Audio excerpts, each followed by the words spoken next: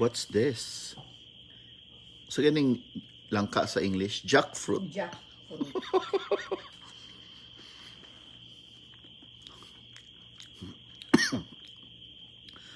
It's almost 2 in the morning, Philippine time, or 10, 11 in the morning. Oh, sa oras ba sa Amerika ron? 11 in the morning sa US. West Coast, US. 10:44 tama. Una-una magyud si Amig tanaw. Wa gitugtog si Ami ba? Katog di Ami oy. Tulog kami. Sakpan. Nakamata ko kay kahondra. Gahod daw kami. Naman ang jet lag. So we're eating langka from the tree. Of course, from our fruit tree, I mean. Salamat Nel sa pag-deliver. Very sweet. Hold on. So this one, do not touch because there are some duga. Saan ang duga sa English? See that white like sticky part. It produces that. So do not touch the duga. And here, this is the jackfruit seed. Here.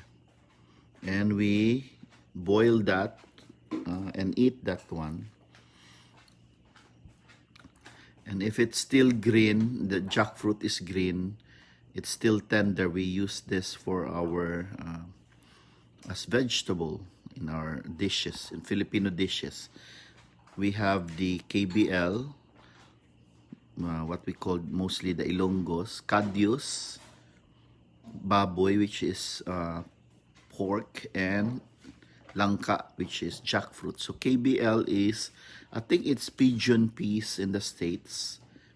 I did one video on how to make, I think, KBL in the States using pigeon peas. That's the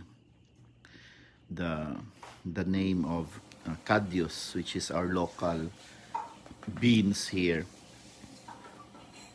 So this is one of the meat from the jackfruit.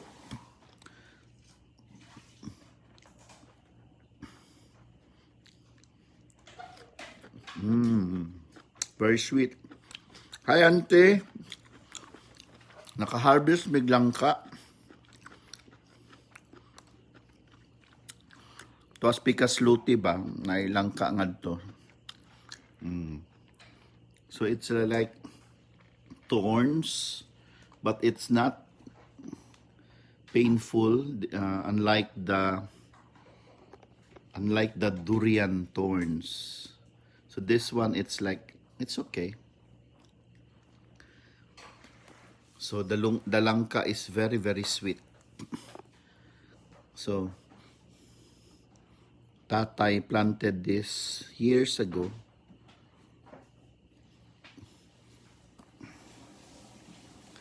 It's meaty, it's thick, the consistency of the fruit meat.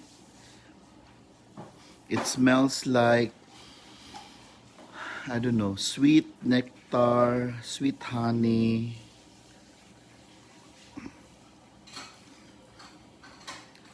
So it's the meat of the fruit is thick and it's very sweet. It's firm.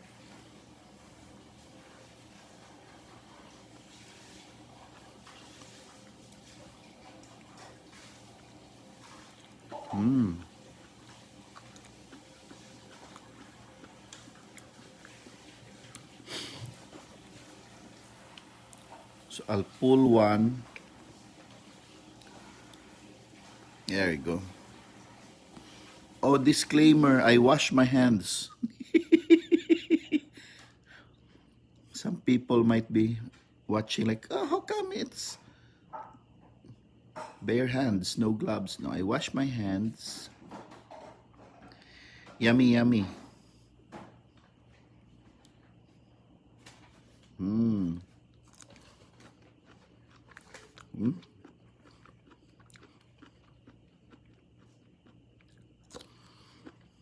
Mm.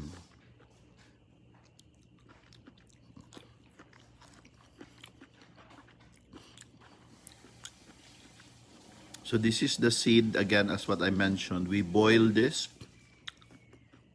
and eat the seeds. Basically, for this, the jackfruit, we eat it fresh or we process it into jackfruit jam, jelly.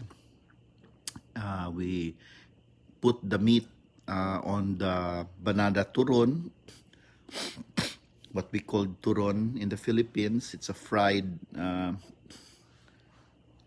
banana wrapped in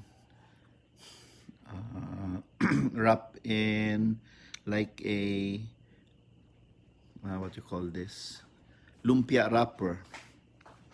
So we put the banana and we put fresh meat of the langka, and that's what we call turon. There are fresh jackfruit in Costco.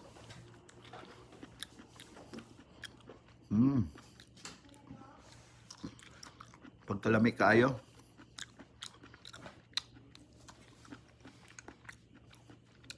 Okay, salamat sa pagtanaw. Kamusta di ante? Say hi sa mga taga Chicago. Keep safe. I'll try to go back to sleep. Kay it's still 2 in the morning here. Thank you for watching. By the way, I have my YouTube channel, Elad, E-L-A-D, Loves, at YouTube channel. Please go and subscribe, like, and share. I'll post this one also on my YouTube channel. Okay, salamat. Next time will be my durian mukbang.